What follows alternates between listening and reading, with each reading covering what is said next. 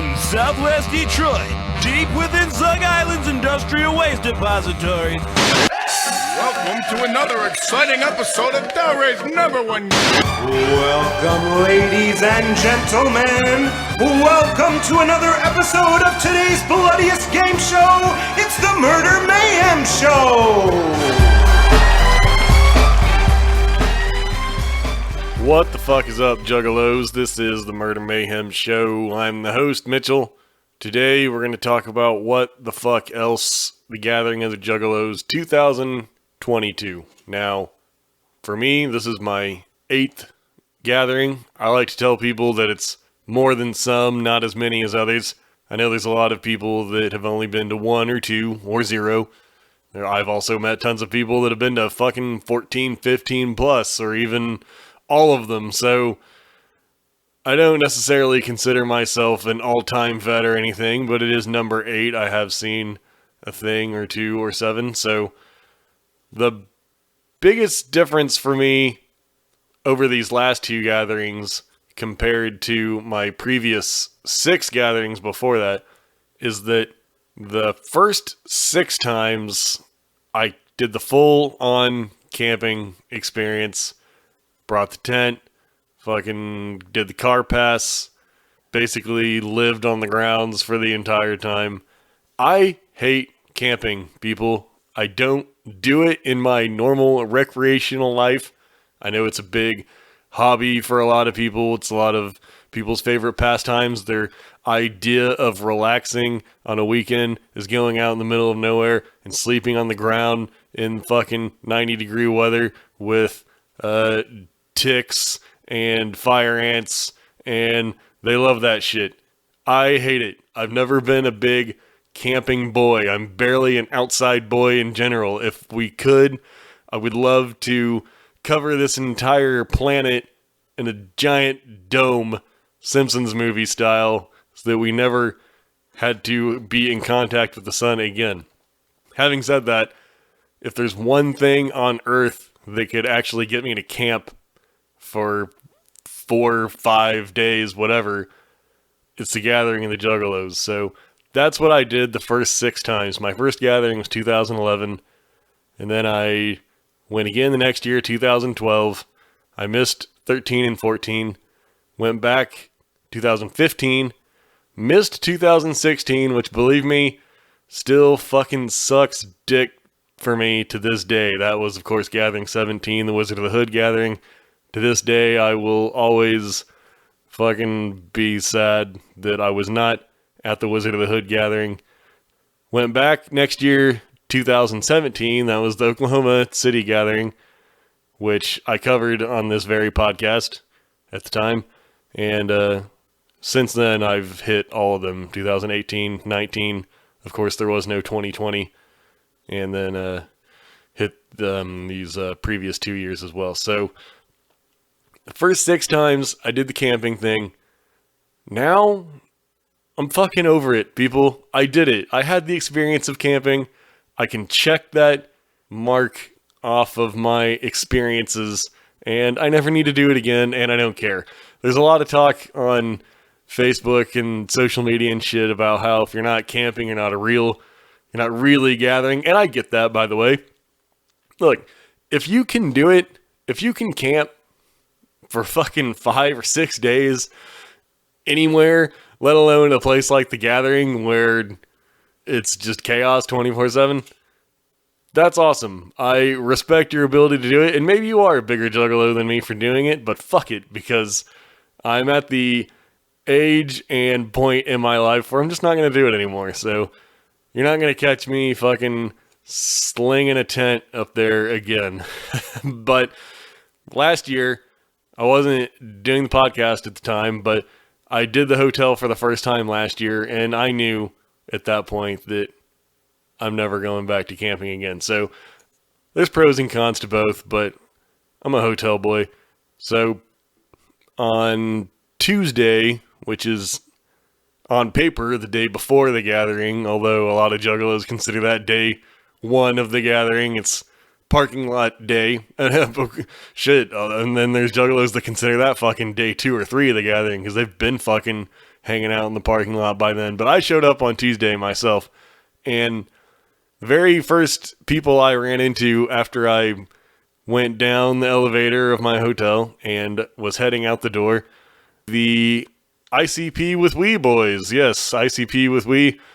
I'd never met them before, and what I had learned from bumping into them in the lobby there was that they were the ones putting on the podcasting event, which I didn't realize they were the ones behind it, but we got to talking and stuff, and they were telling me that it was their first gathering ever, and I was like, holy shit, that's pretty ambitious of you guys to host an event on your first gathering. I mean, it's kind of enough. It's hard enough just to get through your first gathering when you don't know what to expect, let alone put on an event where nobody knows what to expect because it's never been done before. This is a first time thing at the gathering, this podcasting extravaganza that was going down the next day. So I definitely gave them their ups for that. And if you've listened to my podcasts before over the years, you might know I have a general platform of not really getting into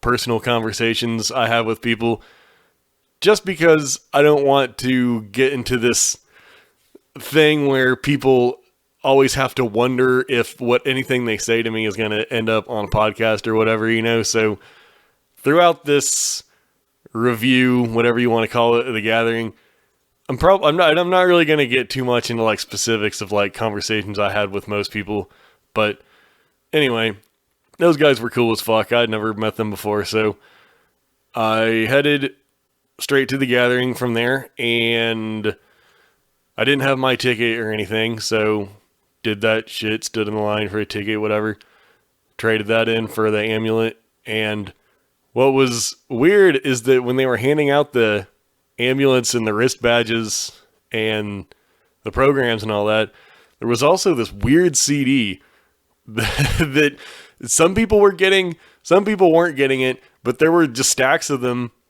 and I don't know who made it. I don't know where it came from. You might have seen it around. It was called Wax Sauce, and it had this weird track list featuring names like Sly CP, Any Booty Filla, Glaze You Dead Donut, Booncox Twizzler, Dark Scrotus, I believe was one on there.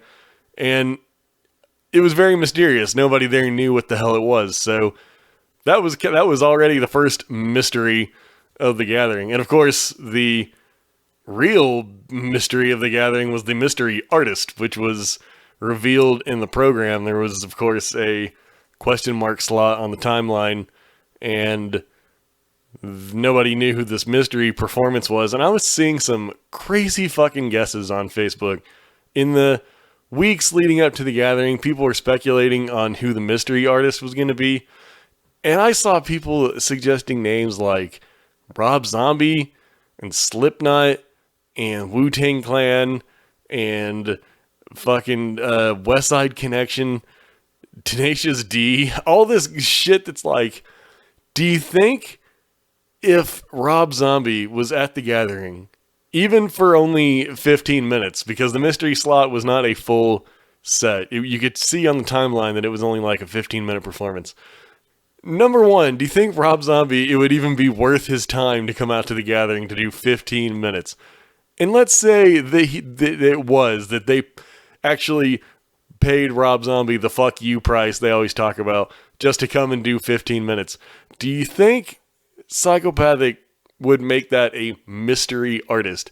If they got Rob Zombie at the gathering, even if only for 5 minutes, that shit would be all over the website, all over social media. That would be the main headlining draw. He would not be a mystery artist. Rob Zombie, even doing fucking 10 minutes, would be a headlining act. You see what I'm saying? These guesses were preposterous. And I was telling people on Facebook, y'all are going to be real disappointed when you see whatever this really is, because I guarantee it's not going to be anything bigger than had already been announced. You know, the timeline had the full lineup on there, and you had guys like Mix-a-Lot and KRS-One and shit, and it's like, There's no way that this mystery artist is going to be any bigger than Sir Mix-a-Lot or they'd be a headliner. So I wasn't expecting anything amazing. I didn't know what to expect. And truly what we got was unexpected to most. I didn't hear anybody make this guess. You know by now, the mystery artist, which was revealed in the program, was the Clue cover band. And what was so funny about that to me was when I found one of my friends at the gathering grounds and I asked him if he had seen who the mystery artist was, and he told me, I don't have a clue. And I was just like, that's really funny. I told him, that's so funny. I hope somebody asks me if I know who the artist is so I can steal that joke and use it. But after I got all settled into the parking lot, made some fucking chit chat with juggalos and shit, got all my wristband shit together. I got the Pug Ugly amulet, by the way. I know there was Seeds of Yum Yum amulets, all three of them given out. I got the Pug Ugly myself. More on Pug Ugly later. But after we got all chilled out and hanging, people were approaching one of the dudes in our crew and kept giving him props for his signs. Now, there's this dude on Facebook. You may be following him. I don't mind saying his name, I guess, because he's on Facebook, so there's no real expectation of privacy there. But Donald Brown, Missing Shoe Incorporated, he makes these amazing signs. These like Juggalo signs, Joker's cards, whatever. He's made signs for Shaggy and the Creep on Twitch. He made a sign for ICP's late night talk show. I've been seeing these signs on Facebook. I had no idea that this was somebody that I know, because I know everyone in my crew by their Juggalo names, I don't hardly know anybody's real name, so I had no idea that the dude making these amazing signs all this time was somebody that I know and I'm cool with and have camped with for years. So that was kind of a crazy moment for me, but people kept approaching him and giving him props on these signs because they're truly amazing signs. And as that was happening, I admit I was kind of watching like, damn, this was me a few years ago. People were approaching me and telling me what a great job that I'm doing with my shit because of all the podcasting and stuff. And, I hadn't been doing it for a few years. The last episode before this one was 2019, Hollow Wicked. And I was thinking, well, it wasn't like bitterness in any way, because it's just like, well, yeah, dude's doing great work. Of course he's getting props on his great work. I'm not doing any work, so it stands to reason that I'm not getting any props.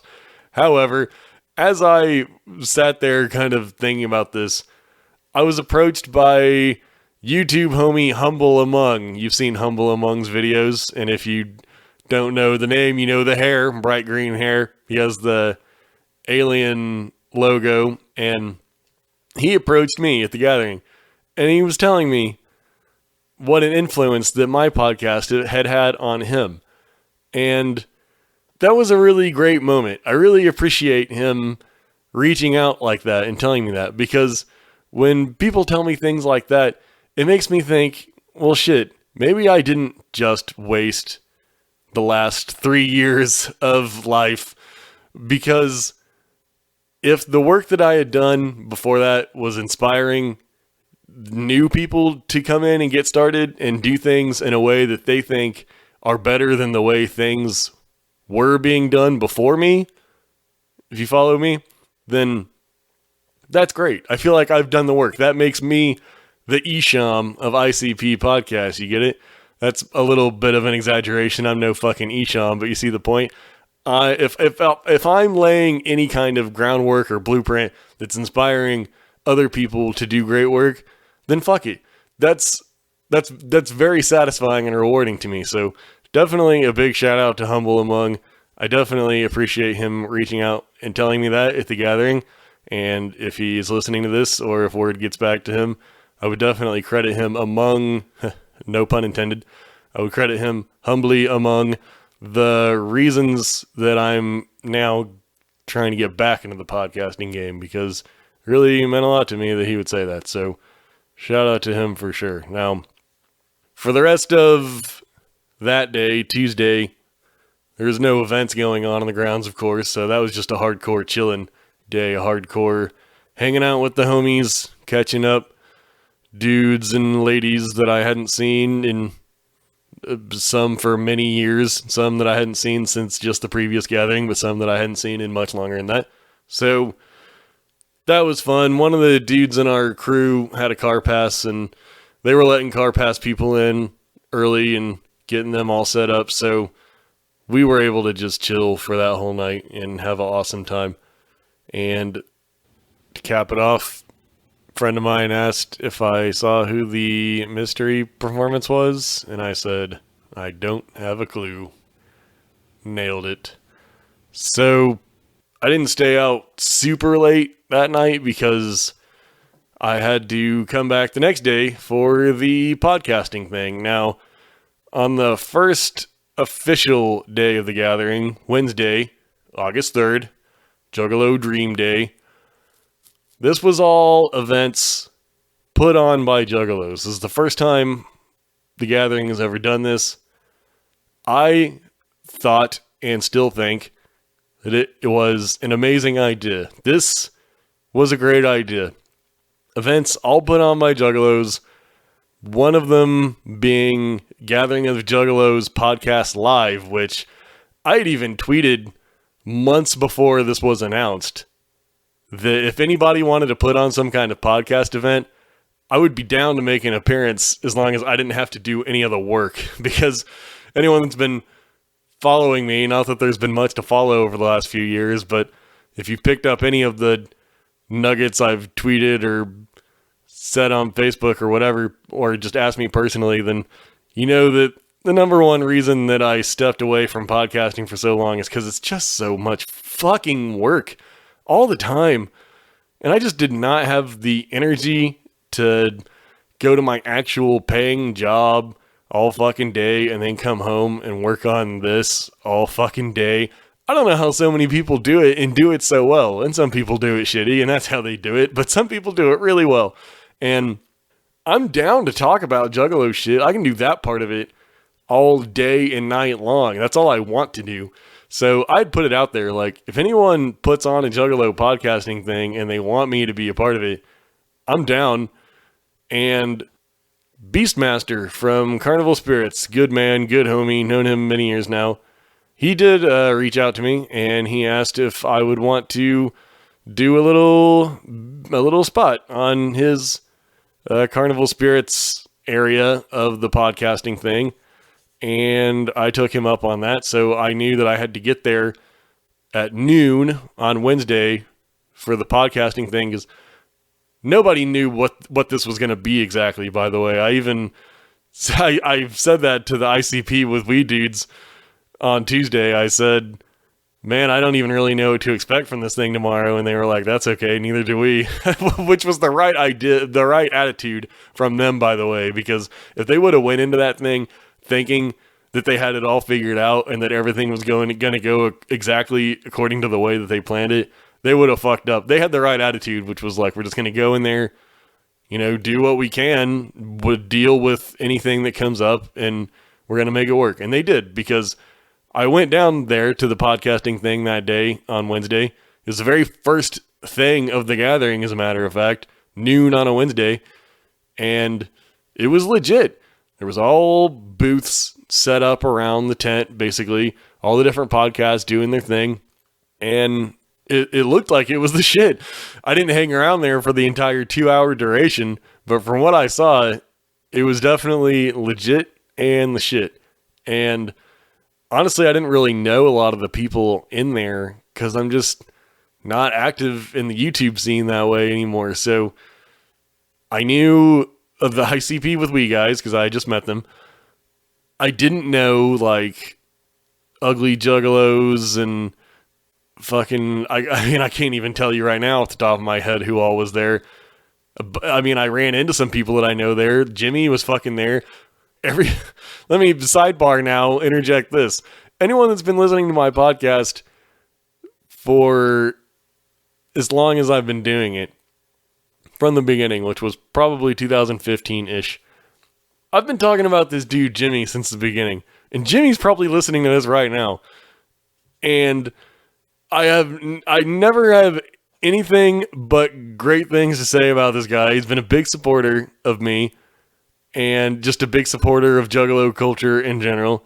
And just a big supporter of people in general, this guy. And in 2015, I don't recall him being as fucking deep in the game as he is now. It's fucking 7 years later. Everybody knows Jimmy. You know Jimmy. You listening to this right now, whoever you are, everyone fucking knows Jimmy Soda by now. He's fucking all up in that bitch. He knows everybody, and he should, because he's a great guy. And I did have the pleasure of bumping into him at the podcast thing. I'm not exactly sure why. Maybe he was there with Mankini. I'm not sure. Mankini TV had a booth there. So in any case, Jimmy was there. Jimmy's fucking killing it. Jimmy's crushing the game. Jimmy rules. Always a pleasure to run into him. Definitely have to give him a special shout out anytime I bump into him.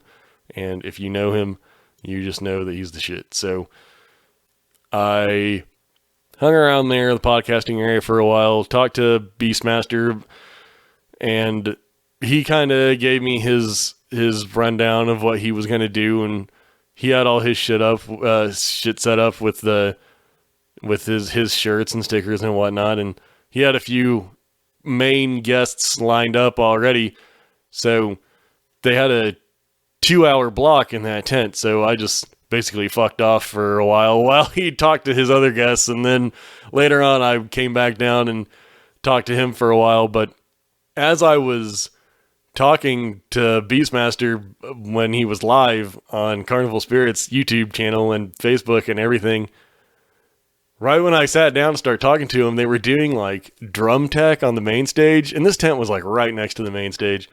So as I was talking to him, it's just this pounding of the drums, dome, dome, dome. Not to mention just the noise, the crowd noise of everybody else in the tent doing their podcasts at the same time. It was kind of loud, but it was really those drums that was getting to me.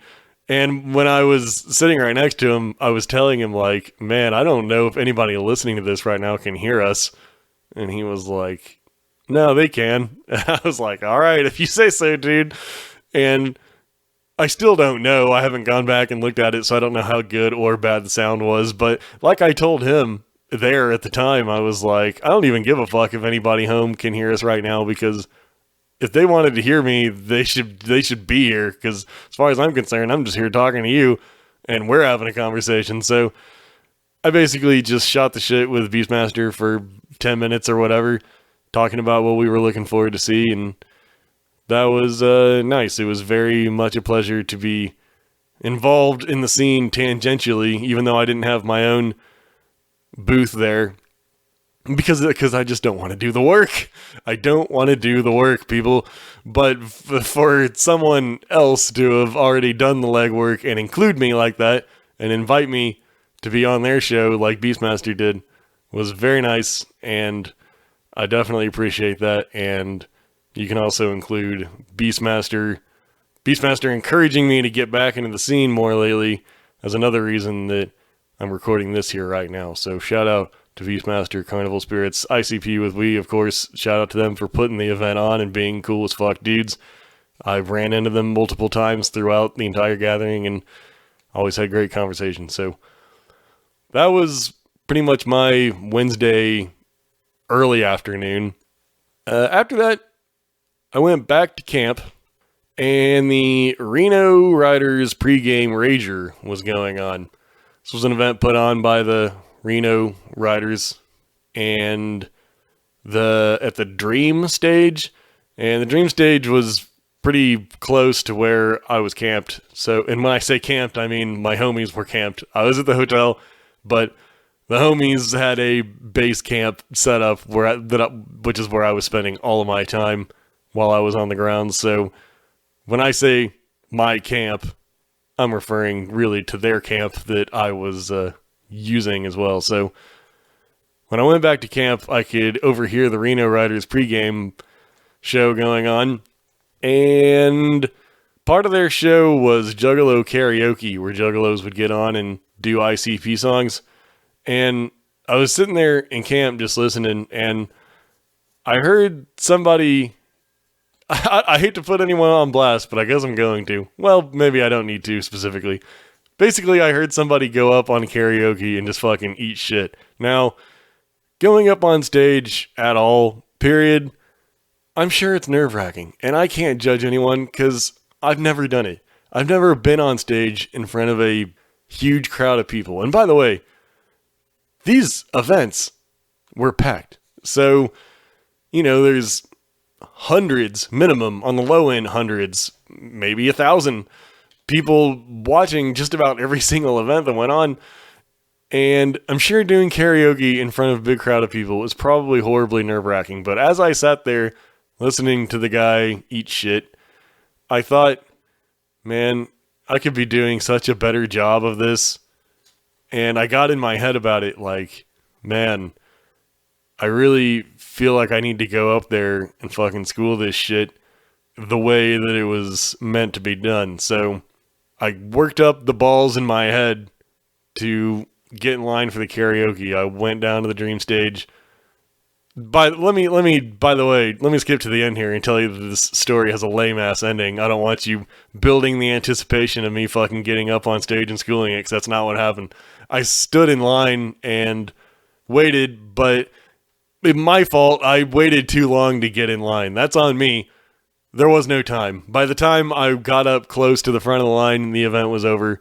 But the Reno riders were all really cool about it. I mean, as I was standing in line, I was asking them, like, is there going to be time for any more karaoke? And they were up very flat out up front about telling me that there probably wasn't going to be any more time. But they welcomed me to try, to stand in line and wait it out. But ultimately, just like they said, there was no time. So I flopped on that shit, and I regret it. So let me say this.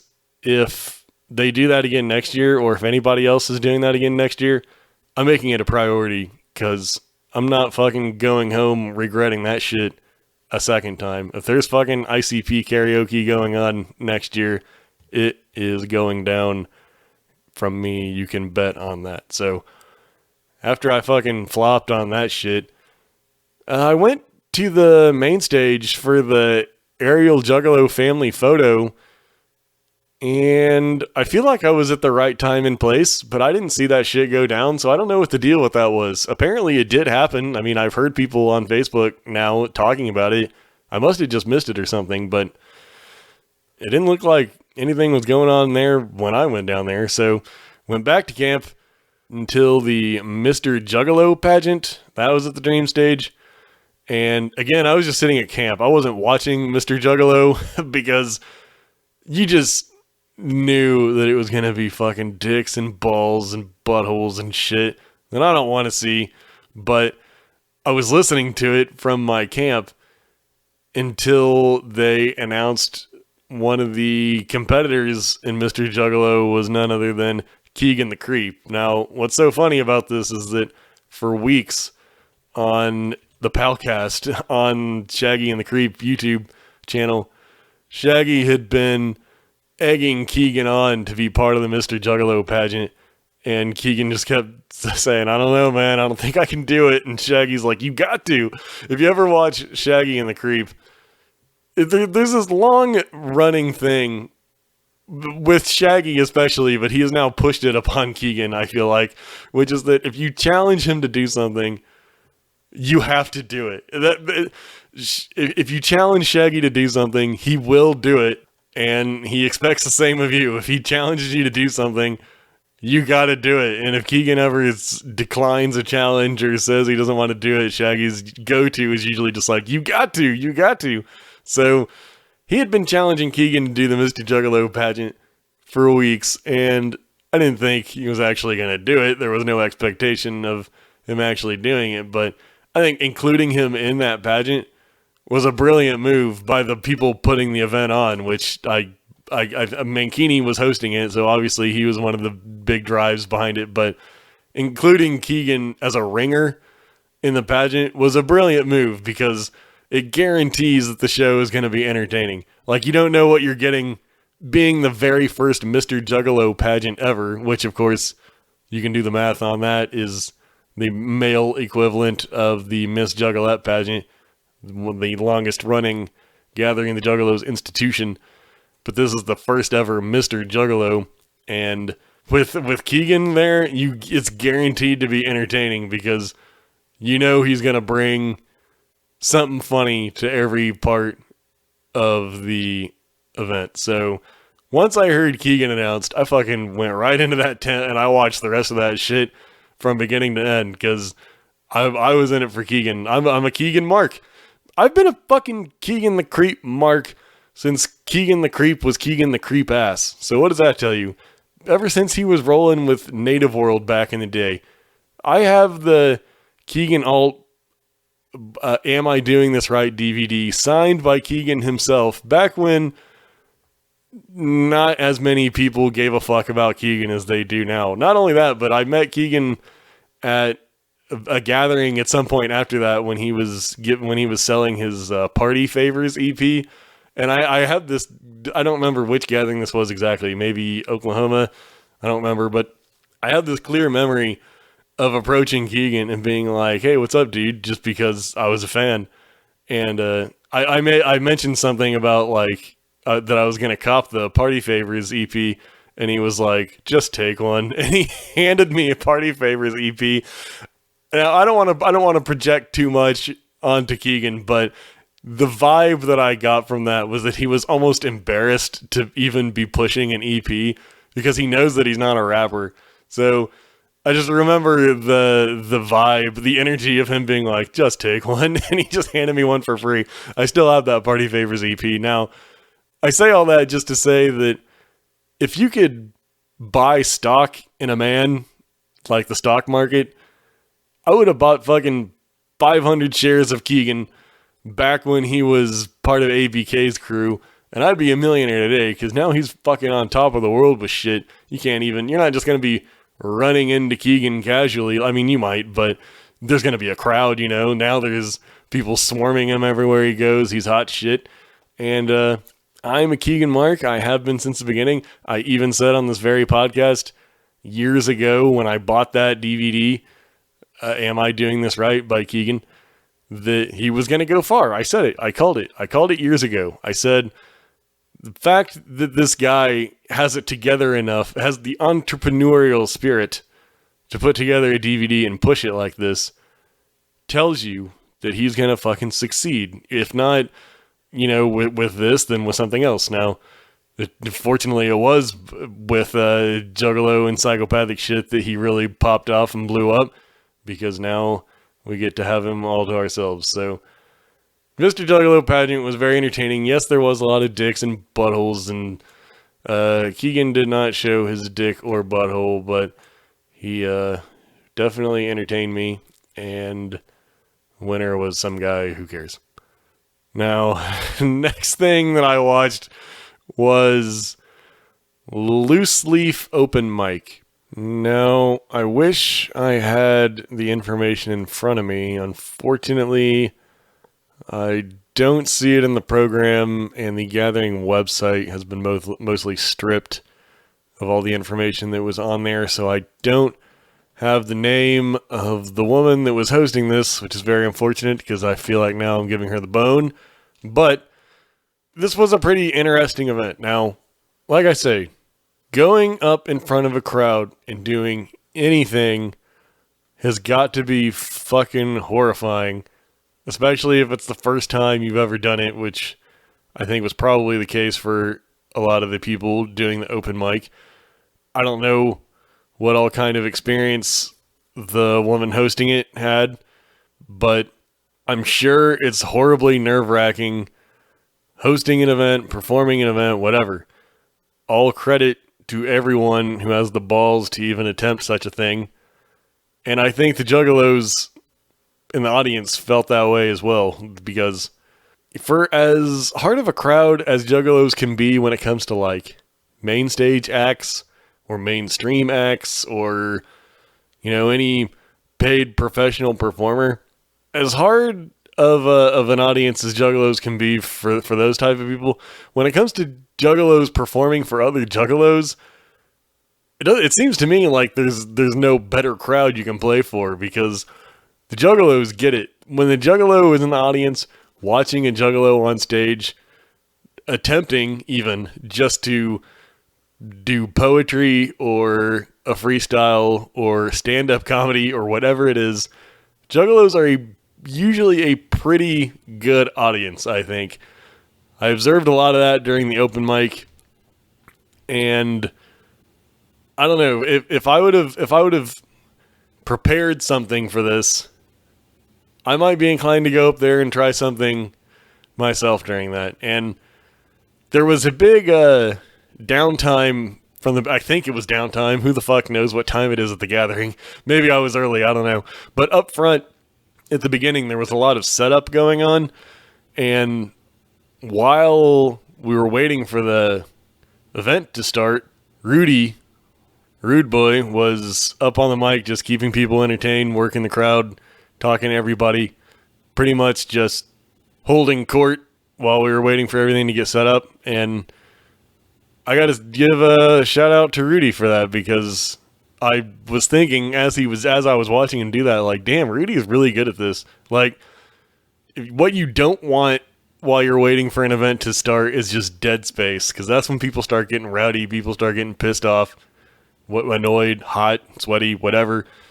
But when you have a guy like Rude Boy there on deck, ready to fucking keep people entertained, yeah, things go a lot smoother. So that was a really interesting event. I would encourage all these people that I saw, the Riders pregame party, the Queen of the Cheeks, the Mr. Juggalo, the open mic. These were the Juggalo Dream events that I saw that day. And the podcasting thing, of course, that was in a different location. But I would encourage everyone that did anything that day to keep doing it. And this is the nature of doing anything for the first time, which all of these were for the first time, is that you're going to do it, you're going to see what works, see what doesn't work, improve upon it, make it better next time. And before long, you'll be fucking killing it even harder than you already are. And for first time events, all these things, everybody did a fucking great job. And I really loved watching all of it. And if you put on something during the Juggalo Dream Day at the gathering, I encourage you to keep doing it. So during that open mic, there was main stage stuff was happening. I didn't watch any of the main stage on Wednesday.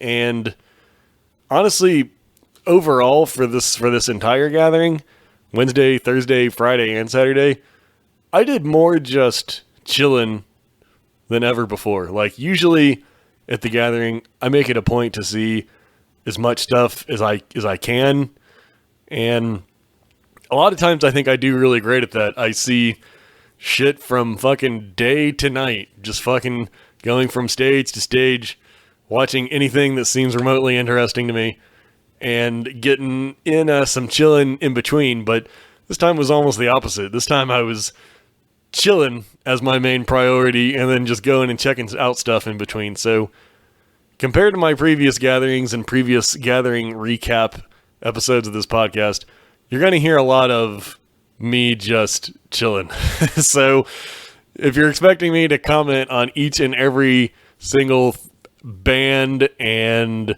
event and show at the gathering, then that's not what you're going to be hearing, because I did a lot of chilling. I'll tell you what I did see, but for the most part, there was just a lot of chilling. And you can still hear the whole gathering, basically, while you're chilling. While I was chilling at camp, like I said, I was so close to the dream stage that I was pretty much hearing everything they were going on while I was there. But you could also hear the main stage pretty well, so, you know, we still had the background music of the main stage, and I didn't go down to the main stage at all that day. It was raining a lot that day, by the way, which has nothing to do with anything except for the fact that the main stage headliner that day, LSP, Gorehounds of Snuff, I kept hearing them getting delayed and stuff because of the rain. So that was probably frustrating for them, but from what I heard, the LSP did eventually go on eventually, so definitely ups to them for getting the show on, because what you don't want to do is fucking bail. That would be a bad look, but from what I hear, they got it done and turned it out, and that wraps up my Wednesday. Yeah, I'm looking at the timeline here. I just did some chilling. Also, I'm like out of the loop when it comes to indie artists. I didn't know fucking anyone. I'm looking at the timeline here. I didn't know. I know almost nobody that played on Wednesday, and that doesn't mean that reflects on me, not them. Let's see, Wicked Wood. I've heard of them. Hatchet Man Project. I know of them, but only because I'm fucking ICP Mark. Super Famous Fun Time Guys, Free Will. These are names that I hear, but I know nothing about. Wicked Ways.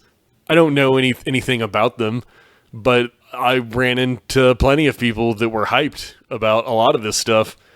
So, good for anyone that performed that day and is putting their grind in, getting their hustle on there. But, yeah, that was my Wednesday. After that, I just fucking chilled until I went back to my comfortable hotel.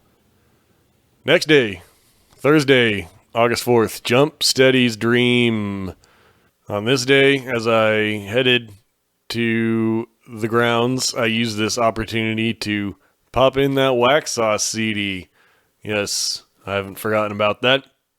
Popped in that Wax Sauce CD that I got with my amulet and program and shit, and I finally checked out what it was, and if you have not been aware of this by now, it's parodies of psychopathic songs. So instead of Gang Related by ABK, you have Constipated. You might be constipated.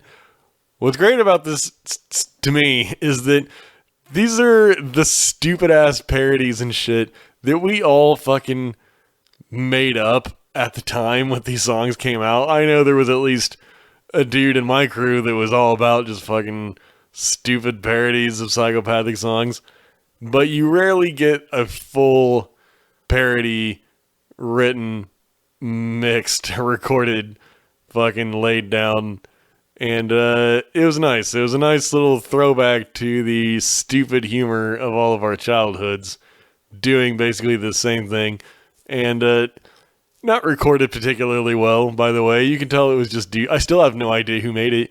That information's probably out there by now, but I don't know who. But it's just dudes having fun, and the lyrics are funny, and I think it was pretty well done for what it is. There's no reason for something like this to be masterfully mixed and recorded. It's just stupid humor, and I enjoyed it. The parodies are dumb. It's very Weird Al-esque. You have several parodies about food.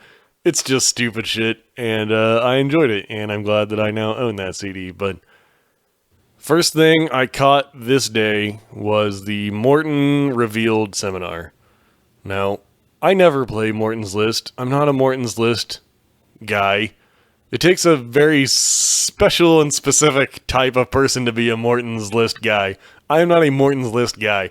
Incidentally, I own the book of Morton's List. I own just the book, so I wouldn't say I have a complete set by any means, but I do have the book, which I bought from somebody 10 years ago after the Wraith Shangri-La came out, and somebody I knew got all upset that ICP were followers of God, and he fucking sold all his ICP shit, and I jumped on that opportunity to buy his Morton's List book. I say all this to say that I own Morton's List, and I have made a half-hearted attempt to play the game, but I gave up on that shit immediately.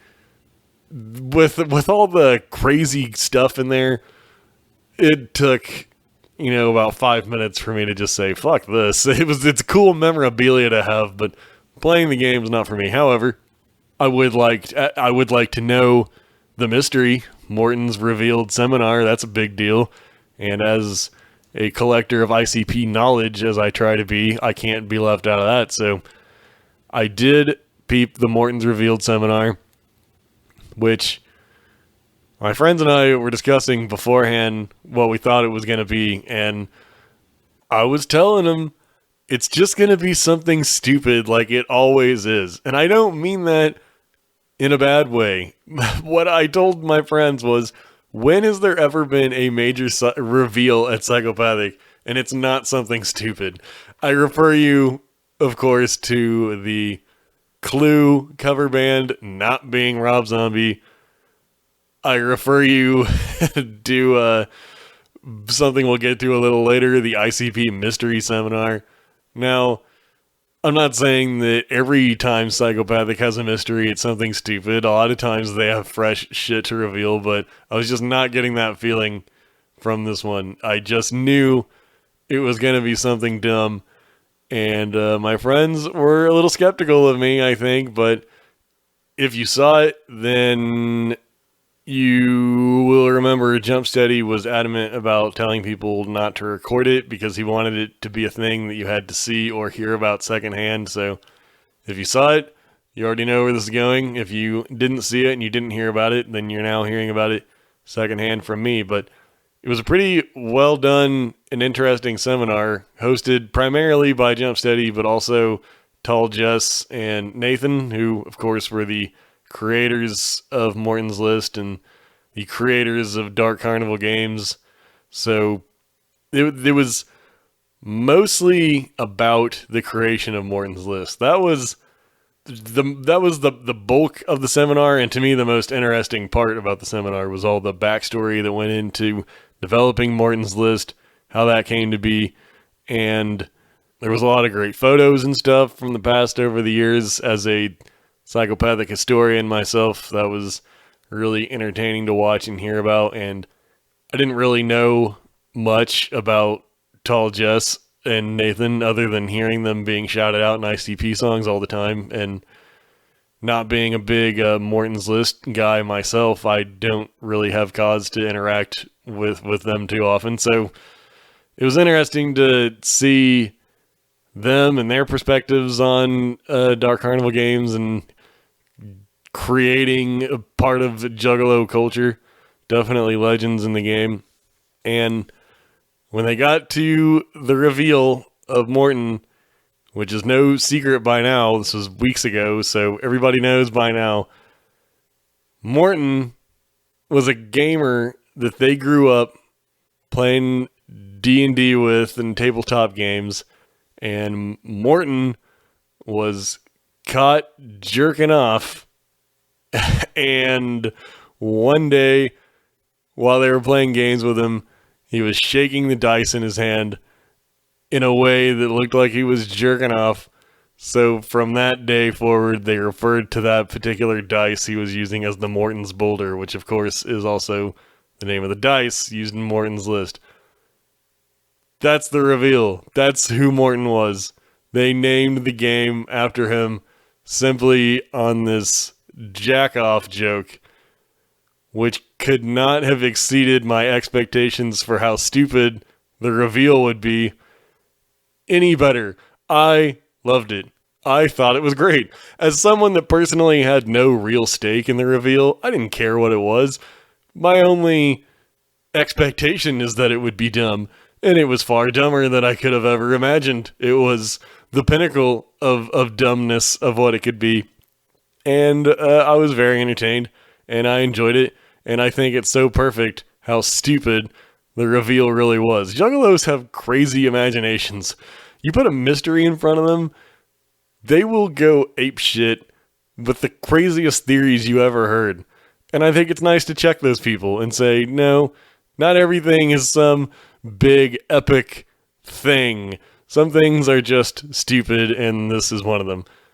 Morton, a.k.a. the jack-off freak, as Tall Jess kept referring to him as, was simply a man who got caught masturbating. So the conclusion to that story, sadly, was that they tried to track down Morton to get him at the seminar, and they discovered that he'd been dead since 1995. Anyway, the interesting thing at the end of the seminar was they said, okay, now you're all going to go on a quest. And somebody on the gathering grounds has a golden ticket. And the only thing you need to do to get the golden ticket is ask them, do you have the golden ticket? And the winner who finds the golden ticket will receive a one-of-a-kind Morton jersey with Morton's picture on it. Jerseys to me are interesting. By interesting, I'm not good, I'll say. To me is a not good reward, because how do you know that the jersey is going to fit the person that wins it? Now, I guess the argument to that is that, like, well, you shouldn't really be wearing it anyway. It's really more of a trophy than a jersey, but you're going to want to flex that shit if you want it and it fits, right? So, you know, you have this 2X jersey. What happens if some young girl wins it? It's a size medium and she wants to fucking flex her Morton jersey. She can't, but be that as it may, the game was on. The hunt was on for the golden ticket. I was leaving the seminar with a friend of mine, and she was just on it. She was asking everybody we walked by, you have the golden ticket? Do you have the golden ticket? Do you have the golden ticket? And of course nobody knows what the fuck she's talking about, because unless you're at the seminar, you don't understand the game. But everybody left that seminar just asking each other, and within like 20 minutes, I had already been hearing that the golden ticket had been found. There's no way for me to know at the time if that's true or not, or if it's just somebody trying to get us off the trail, you know, but the rumors were already circulating by like 20 minutes or so that the golden ticket had already been found. So, needless to say, I was not the winner of the golden ticket, but I did see it for sale on Psychopathic Museum later for $1,000. So, obviously somebody found it. Now, after the Morton seminar, did more chilling, more fucking hanging out, more kicking it with the homies and whatnot. There were a few interesting things happening that I skipped out on to chill. Main stage, there wasn't anything to me that was a must-see until the ICP Super Mix Juggalo Jukebox show that night. And I'd been asking everybody for the last 3 days, since I got on the ground on Tuesday, Wednesday, Thursday, and even before that probably, asking people, what do you think ICP is going to close on for Fago Armageddon during the Super Mix Juggalo Jukebox show? Because the Jukebox show was all songs ICP had never performed before. There was, of course, a lot of people discussing what they would want to hear, what they're expecting to hear. And my big question was, what do you think they're going to close on? Because it seemed to me like all the best Fago Armageddon songs had already been used. So I had to really think outside the box to come up with some guesses for that. And I heard some interesting guesses. I came up with a short list of guesses myself. I'll tell you that what I thought was most likely was going to be either of the two closing songs on The Missing Link. So either I See the Devil or Time, I thought would be good ones. And my outside the box dark horse guess was Guess My Religion from the Covered, Smothered, and Chunked Mighty Death Pop album. And my number one hopeful pick was It's All Over. I don't know if they've ever done It's All Over in concert. Nobody that I asked this question to could seem to quite remember either, but I think that'd be a really great one to close on. That was my short list of guesses for what ICP would close on for the Jukebox show. But I was looking forward to that. The rest of main stage leading up to that, Cybertronic Spree, I missed them the last time they played The Gathering. I missed them again this time. I hear it's really entertaining. If they keep playing The Gathering, I'm sure I'll get around to seeing them sometime. Didn't see them this time. Odd Squad Family, didn't see them, heard them, but I've seen them before at ICP events and shit, at Hollow Wicked 2019. So if I had never seen them before, I probably would have made it a point to go see them, but as it was, I didn't end up seeing them this time. Fat Nick didn't give a fuck about. Let me put this out there. Everybody at camp heard it from me 1,000 times. New school rap sucks. It just fucking sucks dick. Alright, people? It sucks. It's not good. New school rap, it sucks. It's all the same, and it's all just a bad imitation of Lord Infamous from 3-6 Mafia anyway. They're all doing a shit version of what he did so awesomely. Blame the Migos. Blame whoever you like. New school rap, it sucks.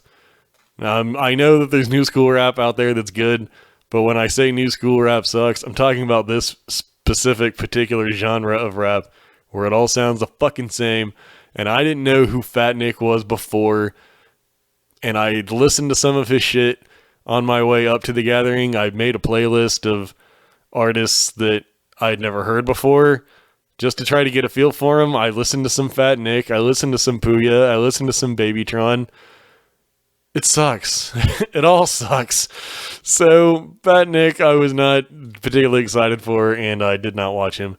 Steel Panther, didn't give a fuck, don't care. I did make it a point to go down to main stage to see the Clue cover band. Was I dying to see it? Not exactly. But it's just a thing of like, alright, I gotta see something today. I can't fucking sit on my ass all fucking day. So I did go down to see the Clue cover band. It was pretty awesome.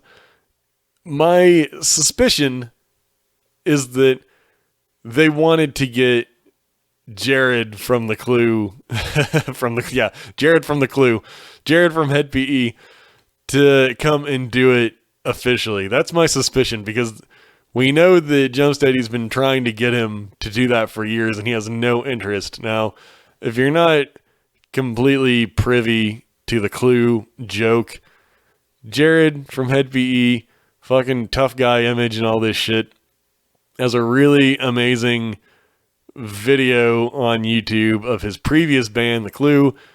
I don't need to explain this to you, but I am anyway. He looks like a fucking idiot. He's dressed in spandex. His hair is stupid. His makeup is stupid. His dance moves suck. His music is stupid and corny.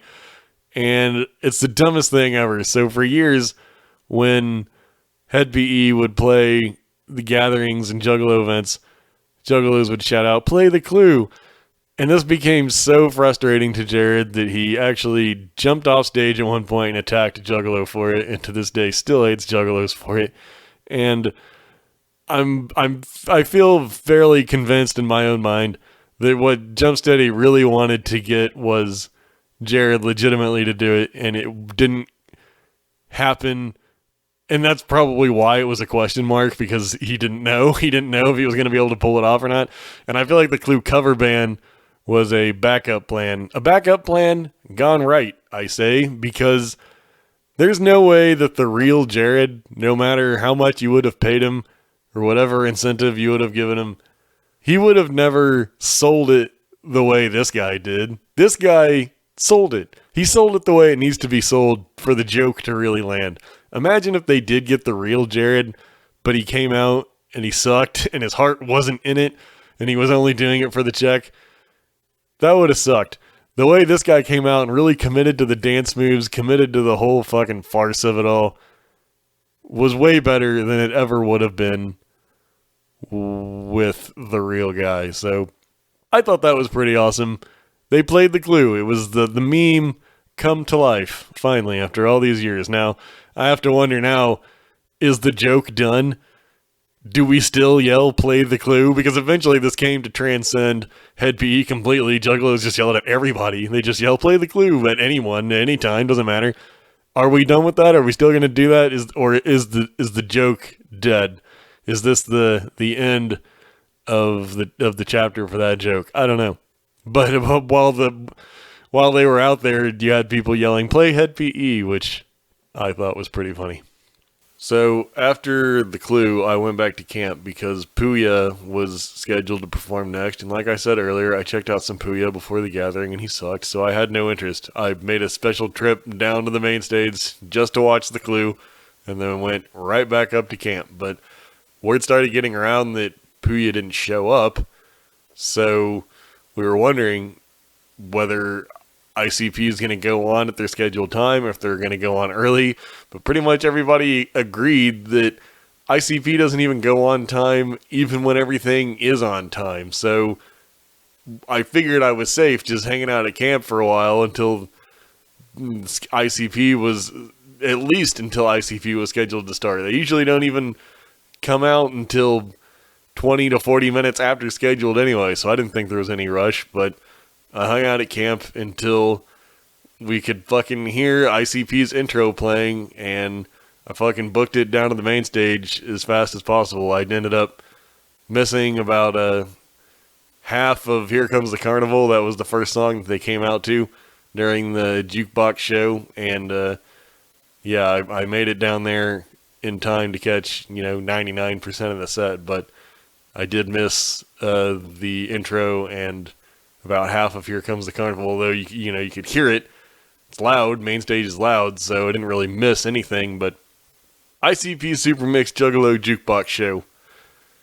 To me, best show of the whole gathering. Best thing of the whole gathering. Concert, performance, contest, competition, whatever. At least everything that I saw, and I can't imagine what I would have missed that would have topped it. So it was probably the thing I was most hyped about going into the gathering this year, and it really delivered. It was everything I thought it should be, and it even had Mikey Clark on the turntables, which I thought was fucking awesome, because what I was hoping for, one of my bold out there speculations was that ICP would have Legs Diamond and Mike Clark on stage with him, since they're both at the gathering. Now, we didn't end up ever getting that, because Legs Diamond never played with ICP at the gathering this year, but Mike Clark, hey man, that's fucking awesome. I'm a little surprised they went with the Mike Clark appearance during the jukebox show and not the main headlining Saturday night show, but hey, it was fucking cool. I loved it, and a lot of people that I talked to were speculating that it was going to be a lot of second deck being played at the jukebox show, since it was never before performed songs before, and they really haven't touched a lot of the second deck, so there would have been a lot they could pull from there, but and that's what I thought too. I thought they were going to be doing a lot of second deck, but what I was hoping for was what they actually did do, which was like deep cuts, shit that you don't even really think about, not stuff that you wouldn't even really guess.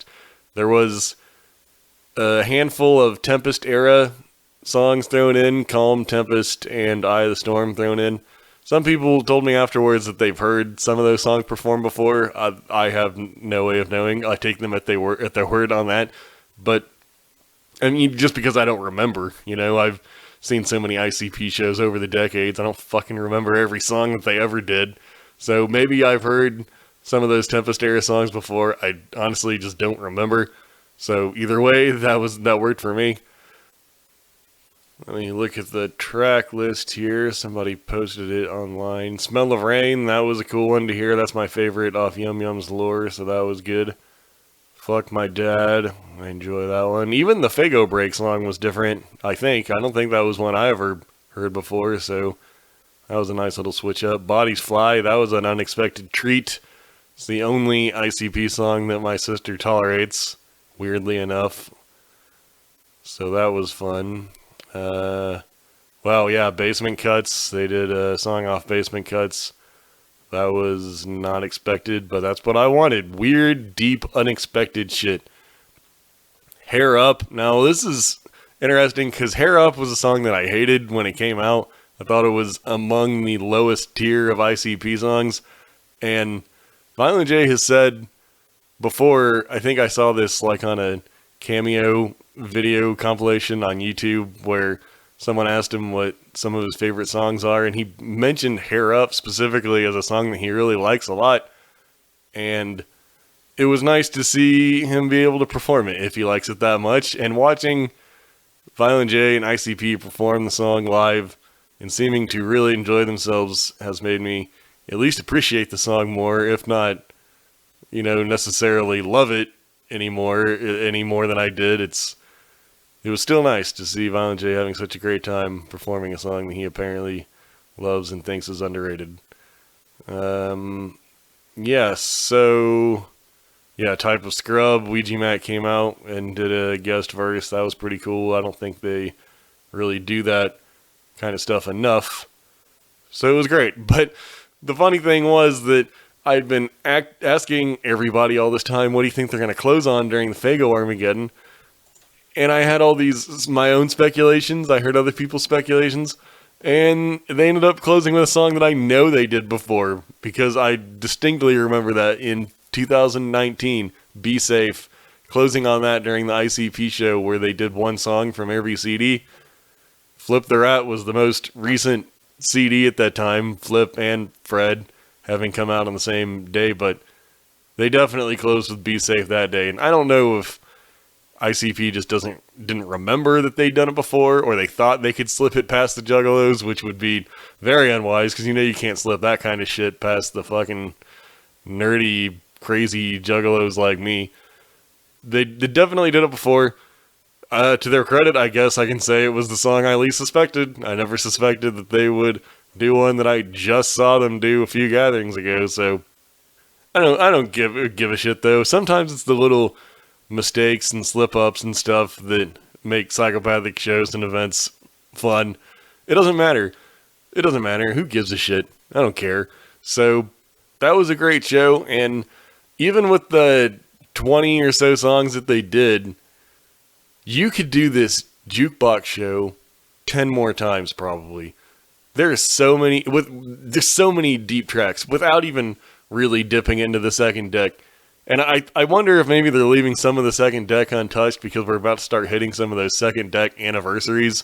Like, inevitably, when they do a Bang Pow Boom show, it will be nice to hear so many songs they hadn't done before. And when they inevitably do a Mighty Death Pop show, it'll be nice to hear a lot of songs they never did before. So I feel like they're kind of sitting on those for that reason. But there are so many non-Joker's cards ICP CDs out there to pull from. You could do this 10 times over. And I think maybe it should just be a staple of any ICP show now. If they're not going to be touring anymore, as much at least, then maybe for every show they do, maybe they add one or two tracks they've never done before. And you could do that for a long time and get away with it. There's tracks from all the Forgotten Freshnesses have shit they've never done before. I was hoping during this set to hear some Phantom EP, which they didn't touch, so you still have all that to pull from. There's plenty more to pull from if you want to do Jukebox Show Part 2 next year, which I think they should do. I think they should keep doing it until they've performed damn near every song in their catalog, and frankly, that would take a long, long time. So, definitely enjoyed the Jukebox Show. I was having a great fucking time, honestly. That whole night, starting from around the Jukebox Show, but, let's take it back. Starting from the Clue, even. Well, I mean, it's the whole fucking day, but really starting from probably about 8 or 9 or 10 p.m. or whatever. Who the fuck knows what time it ever is at the gathering, but I was having a fucking awesome time. I was at peak gathering karma. It was the peak moment of like, we're fucking doing it. I'm here again at the greatest place in the world. That it's the moment where just like everything in your brain is like hitting right how it's supposed to. ICP show is great. Juggalos everywhere. Been having a great time. There's absolutely nothing to worry about. You're already balls deep into the gathering at this point. There's no stress of, did I forget something? None of that shit. Everything is taken care of. You're established, you're settled, you're good, you're having a great time. The night is yours to do whatever the fuck you want. It was awesome. This was my highlight day for the whole gathering, for sure. Thursday, Jump Steady's dream. Thank you, Jump Steady. Your dream became my dream as well, having an awesome time at the gathering. After the Jukebox Show, I peeped out Mushroom Head, in which Mushroomhead is cool to look at. I've seen them enough times opening for ICP or whatever, but, you know, it's just one of those things where it's like, well, I want to see something. I don't just want to spend my whole gathering chilling at camp. As fun as that is, I would like to see something. So I did go to Mushroomhead and watch that, and definitely enjoyed the same show that I usually see from them. I'm not a Mushroomhead expert when it comes to their music. I literally couldn't even name you one song off the top of my head. I know some of their songs. If I heard them, I could probably point one out, but I was there just for the watching of it all, and they delivered as they always do. That was the shit. After Mushroomhead, I went back to camp, chilled until Onyx, and then went back down and checked out Onyx, and that was fun as well. So that was a great, great day. And between Mushroomhead and Onyx, for like the few hours in between, I was just like walking around the gathering, yelling at people, saying random stupid shit, because it's fun. That's like the funnest part of being at the gathering to me, is when other juggalos say stupid, random, funny shit to you. It's funny. It's what makes the gathering so awesome.